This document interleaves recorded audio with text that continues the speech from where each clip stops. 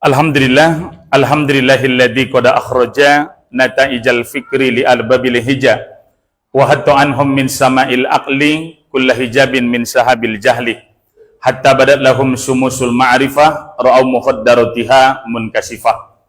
Ashhadu an la ilaha illallah wahdahu la syarikalah wa ashhadu anna Muhammadan abduhu wa rasuluh al-mab'usu rahmatan lil alamin. Allahumma salli ala Sayyidina Muhammad wa ala ali Sayyidina Muhammad. Sama-sama kita muliakan Bapak Imam kita, Imam Masjid Jami'atuz Zahidin, yang mulia Bapak-bapak serta ibu-ibu jamaah rahimakumullah.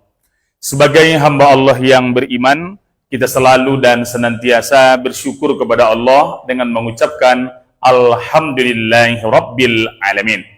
Dalam hadis, Nabi SAW mengingatkan kepada kita, ajaban li amril mu'min. Orang beriman itu ajib. Orang beriman itu amazing, luar biasa. Kenapa? Inna amrohu kullahu khair. Karena apapun yang dia lalui, pasti mengandung kebaikan. Idza asabahu sarra syakar, kana khairul lahu. Datang yang baik-baik, dia bersyukur, karena dia yakin itu baik untuk dia. Wa idza asabahu darra sabar, datang yang buruk-buruk dia pun bersabar, kana khairul lahu, karena itu juga baik untuk dia.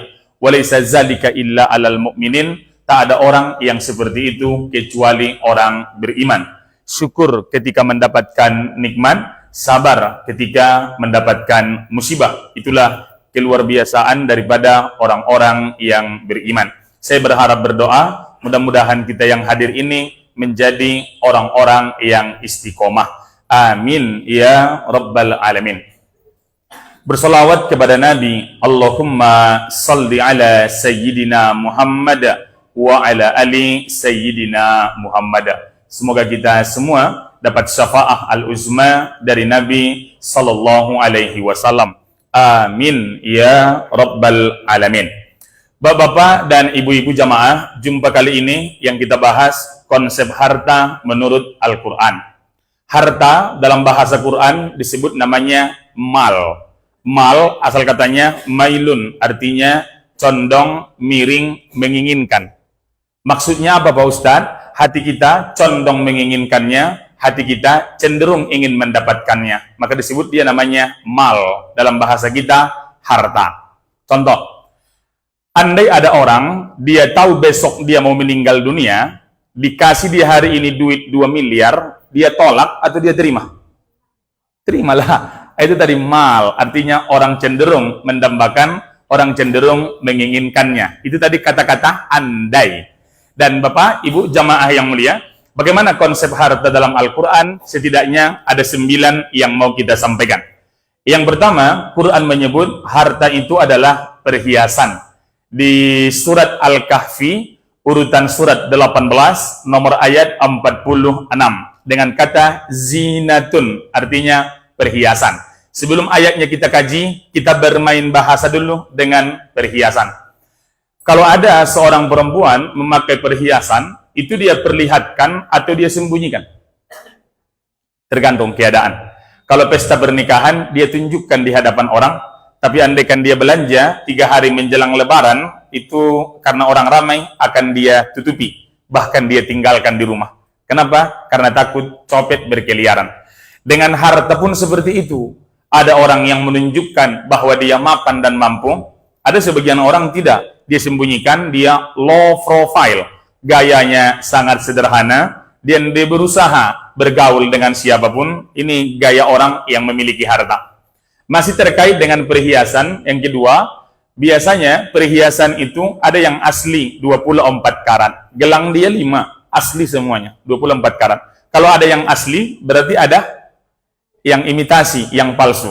Kekayaan manusia, hartanya, itu juga bisa asli, bisa juga yang palsu.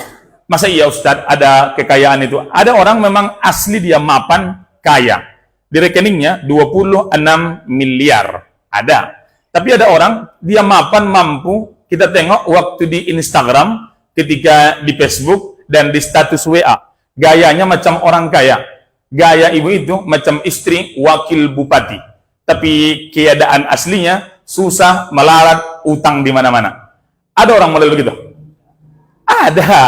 Sikit-sikit kalau kita tengok sedang jalan-jalan di danau Bingkuhang, sedang makan di tempat ini, dan seterusnya. Tapi pada dasarnya, itu kepalsuan semuanya untuk menutupi ketidakmampuan. Maknanya jamaah, ada yang palsu, ada pula yang asli.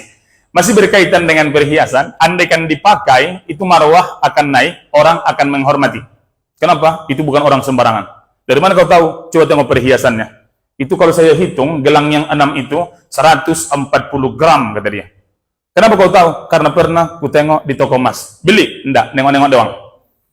Dengan kekayaan pun seperti itu, Bapak Ibu. Ketika ada sama kita, maka normalnya orang memuliakan atau menghinakan?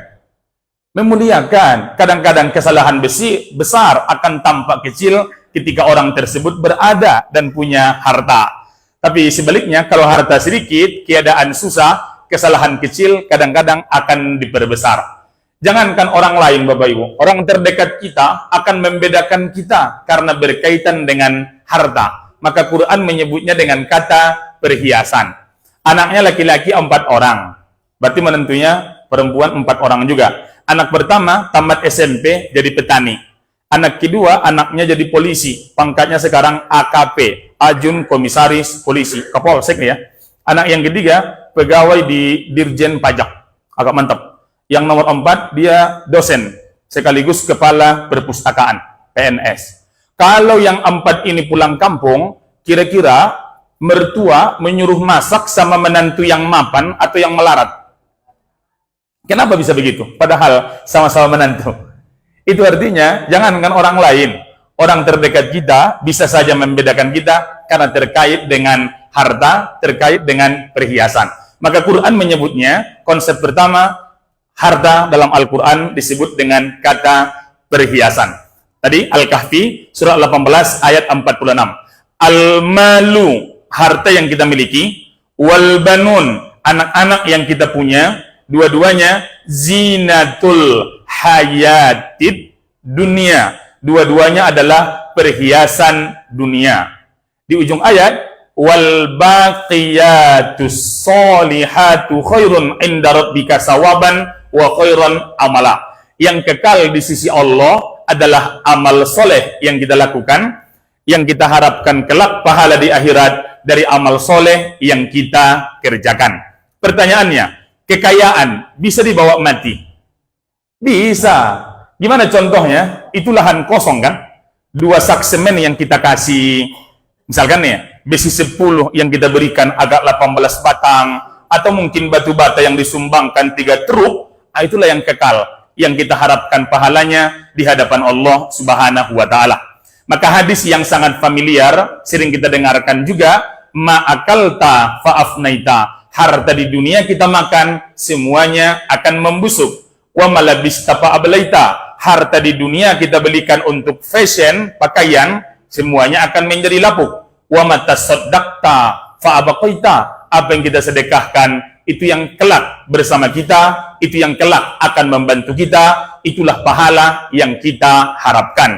Itu yang disebut Allah Subhanahu wa Ta'ala di Al-Kahfi surat 18 nomor ayat 46. Yang kekal di sisi Allah, yang kita harapkan pahala di hadapan Allah Subhanahu wa Ta'ala, hanya amal soleh yang kita lakukan. Maknanya jamaah yang mulia, kekayaan tadi bisa dibawa mati, tapi ditransfer duluan sebelum kita meninggal. Anak yang soleh, kira-kira kalau kita meninggal masih ada gunanya enggak? Masih juga. Maka hadis yang sangat familiar, hadis riwayat Muslim, idza matal insan, kalau manusia meninggal dunia, inqata'a amaluhu, seluruh amal akan terputus. Maknanya tak lagi kita bisa melakukan amal ibadah. Satu di antara yang bisa mengalir kepada kita selain daripada yang pertama tadi, shadaqatun jariyah, sedekah yang mengalir. Ada pula yang ketiga, waladun soleh yada'ula, anak yang soleh yang selalu mendoakan. Normalnya, Bapak, Ibu, orang melakukan membaca doa itu setelah maksiat atau setelah ibadah? Normalnya setelah ibadah kan? Tidak mungkin waktu habis kalah judi online, dia pun berdoa untuk mendapatkan rezeki yang halal dan thayyiban supaya besok menang judi. Itu tak mungkin. Apa maksudnya Pak Ustaz? Jamaah yang mulia, walaupun dia perhiasan di dunia, kelak bisa juga menjadi yang kita harapkan karena dia menjadi amal soleh. Maka bahasanya dalam Al-Quran, wal baqiyatus solihatu khairun inda rabbika. Yang kekal hanya amal soleh yang baik-baik. Konsep pertama, harta adalah perhiasan. Yang kedua, Quran menyebutkan harta dan anak adalah ujian. Bapak, Ibu, mana yang lebih kita cintai? Harta atau anak? Satu dipilih. Kalau dua dipilih, itu suara hangus, tak dihitung sama KPPS. Anak atau harta? Tapi Quran menggunakan bahasa harta duluan. Karena ibu masih bisa beramal ibadah, andai tidak punya anak. Masih bisa nggak? Masih. Tapi kalau kita beramal ibadah tanpa harta, masih bisa. Mikir dulu ya, bisa nggak ya? Oke, coba kita cek ya. Apa amal yang kita lakukan tanpa berkaitan dengan harta? Umroh, misalkan, butuh harta nggak? Butuh harta. Sholat, butuh harta? Butuhlah. Kalau baju tidak ada menutup aurat, gimana kita mau sholat? Senyum, butuh harta? Butuh juga. Andai bapak tak makan 3 hari 3 malam, susah untuk melakukan senyum. Jadi masih berkaitan juga, walaupun secara tidak langsung. Jadi Bapak, Ibu, maka pantas bahasanya Quran mendahulukan harta dibandingkan dengan anak. Karena harta lebih lama dengan kita sebenarnya dibandingkan dengan anak. Karena sebelum kita punya anak, harta sudah ada. Soal sedikit atau banyak, itu urusan lain. Setelah anak menikah, mereka udah punya keluarga sendiri, kita masih berkaitan juga dengan harta. Makanya di ayat ini, di surat At-Taghabun, surat 64, nomor ayat yang ke-15, Quran menyebutkan harta anak adalah ujian. Belajar dulu baru ujian atau ujian dulu baru belajar? Itu di sekolah Bapak. Belajar dulu baru ujian. Di kehidupan nyata, ujian dulu datang baru kita belajar. Dalam bahasa agama disebut namanya hikmah. Pelajaran yang kita dapatkan, iktibar yang kita simpulkan setelah terjadi peristiwa. Terkadang baru kita tahu mana kawan yang tulus ketika ujian itu datang ke kita. Ketika kita mapan, uang ada, harta melimpah, orang mendatang, biasalah. Karena di mana ada gula, di situ ada yang berantakan. Jadi jamaah yang saya muliakan, kalau ada sama kita orang mendekat, biasa. Tapi ketika sudah diuji dengan kemiskinan, kita susah, melarat, tapi orang masih peduli, di situ akan terlihat. Termasuklah di ayat ini, bahwa harta, anak, dua-duanya ujian. Innama amwalukum wa auladukum fitnah. At-Taghabun surat 64 ayat 15. Sesungguhnya harta yang engkau cintai, anak-anak yang engkau sayangi, dua-duanya adalah fitnah. Fitnah artinya ujian yang membutuhkan tenaga dan pikiran untuk melaluinya. Masa iya Pak Ustadz? Iya. Selama ini sering kita dengar loh, bahwa kalau kita mapan, itu anugerah. Kalau harta ada, itu nikmat Allah. Kalau kita miskin, itu ujian. Kalau melarat, itu cobaan. Sering kita dengar kan? Padahal dua-duanya, kekayaan, kemiskinan, dua-duanya cobaan dan ujian. Kalau memang dua-duanya kekayaan, kemiskinan, ujian, Bapak Ibu pilih yang mana? Diuji dengan kekayaan atau diuji dengan kemiskinan? Kekayaan lah Pak Ustadz. Tidak usah bertanya, itu namanya kura-kura dalam perahu. Jadi jamaah yang saya muliakan, di ujung ayat itu yang memberikan harapan kepada kita. Wallahu indahu ajrun azim. Di sisi Allah lah pahala yang besar, di sisi Allah lah pahala yang agung. Dengan harta bisa mendapatkan pahala? Bisa. Dengan anak bisa mendapatkan pahala? Setelah kita meninggal atau kita hidup?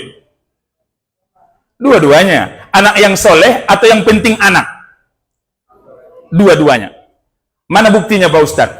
Waktu ibu mengandung, apakah ibu sudah tahu anak ini soleh atau salah? Belum. Kita belum tahu entah ini anak yang baik di masa depan atau tidak. Tapi waktu mengandung, apakah sudah dapat pahala? Sudah. Waktu melahirkan, kita pun belum tahu anak ini soleh atau tidak. Tapi sudah dihitung menjadi amal ibadah, dapat pahala. Ketika menafkahi anak, tak tahu kita masa depan dia baik atau tidak, tapi menafkahi itu sudah dihitung menjadi amal ibadah, memberikan pendidikan, bahkan kita menikahkan dia sudah dihitung menjadi pahala dan amal ibadah. Maknanya jamaah yang saya muliakan, dengan harta bisa mendatangkan pahala, dengan anak pun bisa mendatangkan pahala. Sebaliknya, dengan harta bisa mendatangkan dosa? Bisa. Dengan anak bisa mendatangkan dosa juga? Bisa. Berapa banyak orang tua demi kebahagiaan dalam tanda petik, kebahagiaan anaknya di masa depan, dia mau menyogok agar anaknya bisa PNS. Bisa terjadi? Itu yang kita bahas itu di negara Zimbabwe. Kalau di tempat kita insya Allah bersih semuanya. Amin. Ya Rabbal Alamin. Konsep kedua, harta dan anak adalah ujian. Berapa yang mau dibahas? 9. 7 lagi kita bahas 2 pekan yang akan datang. Karena durasi ceramah 15 menit. Nanti terlalu lambat ceramah, terlalu sering banyak yang diucapkan, maka nanti sebelum diturunkan, turunlah duluan. Kira-kira itu yang saya amalkan. Tapi poinnya Bapak, pertama tadi, perhiasan. Bisa perhiasan di dunia, amal soleh di akhirat. Yang kedua, ujian itu bisa kita lulus, ataupun bisa kita tidak lulus. Dan sifat asli orang terlihat ketika dia mapan atau melarat. Tidak, ketika sedang mapan. Buktinya, kalau ada orang minjam duit, wajahnya memelas, dia menangis, kata-katanya manis. Itu asli atau acting? Kapan kita tahu wajah aslinya? Ketika utang tadi ditagih, akan kelihatan mana wajah asli seseorang. Waktu diberikan pinjaman, dia menangis. Lah, terima kasih. Coba ditagih. Itu sangar, na'udzubillah. Jadi jamaah yang mulia, mudah-mudahan bermanfaat. Besok kita sambung. Assalamualaikum warahmatullahi wabarakatuh.